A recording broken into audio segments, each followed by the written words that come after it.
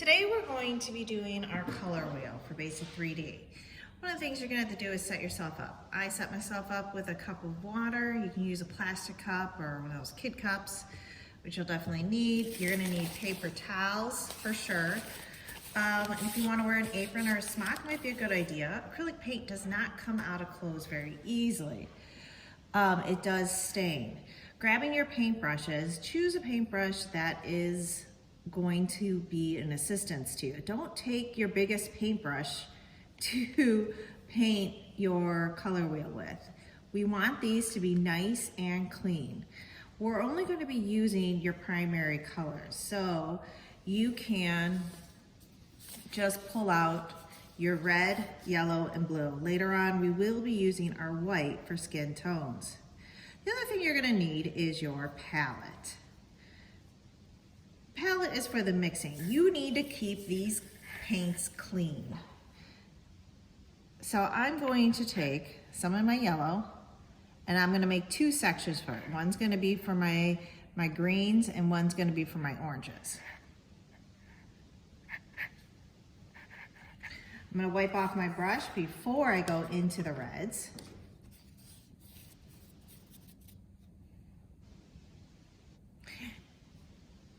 And hunk a bunch of red over here, because you don't really want to taint this. So with a little bit of red on my brush, I'm going to mix it in to create a yellow orange. On your slide, you're going to see an example of a color wheel. When mixing any paint, you want to make sure you scoop off the sides and thoroughly get it all mixed up before painting it onto your paper.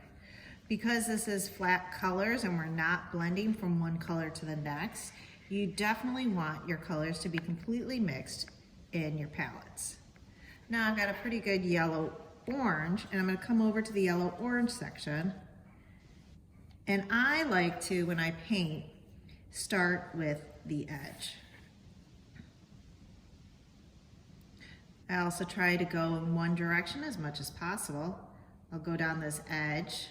Then I will pull it and ice it, I call it, because it's kind of making it smooth in the same direction. Working up to my edges is extremely important. The whole idea behind doing this color wheel, and I'm sure you guys have done a color wheel in the past. While I'm talking, I'm going to start mixing my red into this yellow orange to make a true orange. Might as well use the color that we already have. The color that you got in your cups is actually more of a yellow orange than it is of a true orange. Mixing all of this completely.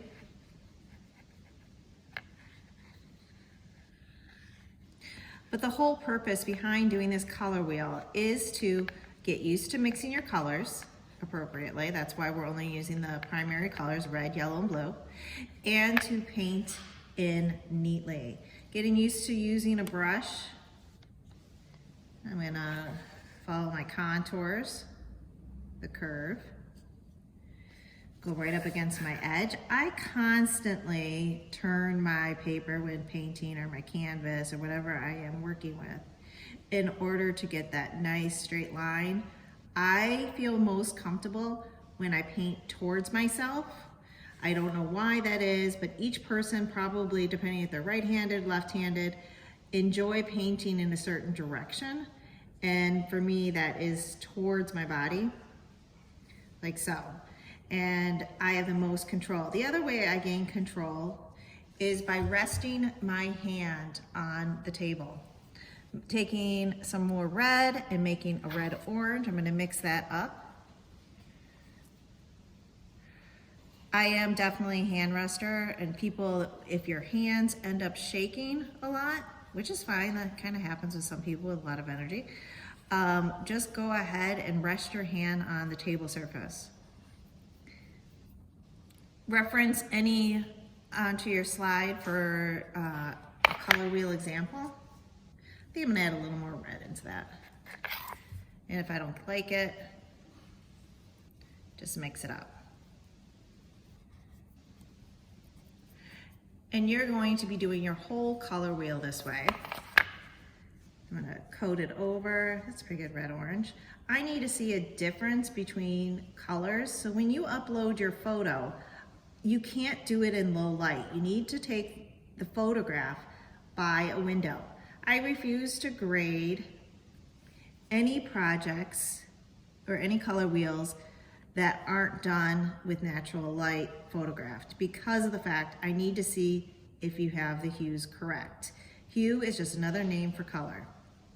So now I've got some warm colors going on here. I'd continue on, you know, and I'd mix my blue into here for my yellow green and then more blue. Always darker color into lighter color. But what I'm gonna do instead is I'm going to mix my skin tone and teach you how to do that. Now, you are not given a brown, and this is how you make brown. You really can mix all of these together.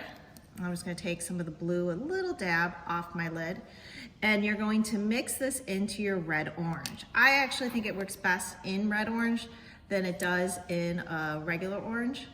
And these are complementary colors. Complementary colors are colors across from each other. Across from blue on the color wheel is your orange. When mixed together, they make a very neutral color. As you can see, I'm getting a brown. I mix it completely. Now, this in itself is a skin tone.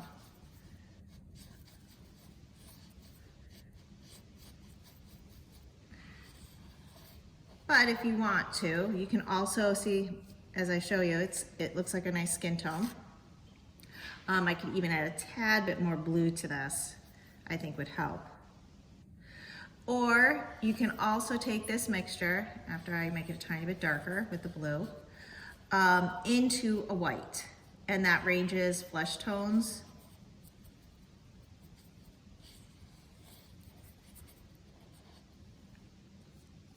Yeah, that looks a little bit more real. So then I'm gonna take a little bit of my white and show you that you can mix this also to get a lighter tint of flesh. This is very light. This is more like me. And you can see the range. And again, I want you to paint this color in nice and neat.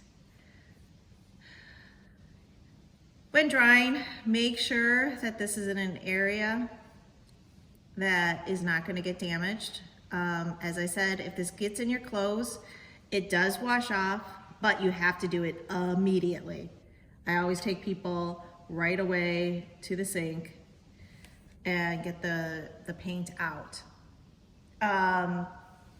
You don't have to give me 2 different tints. That's totally up to you, or for your flesh tone. I'm just kind of showing you as a demo just to show. And I'm blending. And then this gets uploaded to your slides. When you're said and done, then you can go back to carving your papers. And before you do that, clean out your brushes. These brushes have to be returned to Huntley High School, or you are charged, I think it's $8 or $9 for your brushes, all right? Because they're very expensive. So please keep brushes in good condition. Go to your sink, rinse them out, make sure they come clean. Do not bang these anywhere. You have to keep the bristles beautiful. If you're storing them, you know, store them in your cup after you've emptied it out, and then they're upright and they're not smushed down to damage them. I also suggest cleaning out your palette. Notice I didn't need tons of paint to make my color wheel. Don't waste your paint or you're coming back to the high school to gather more. This is not completed. I would sit there and complete this, but as per a demo, I don't think you need to watch me do the whole entire thing. Thank you.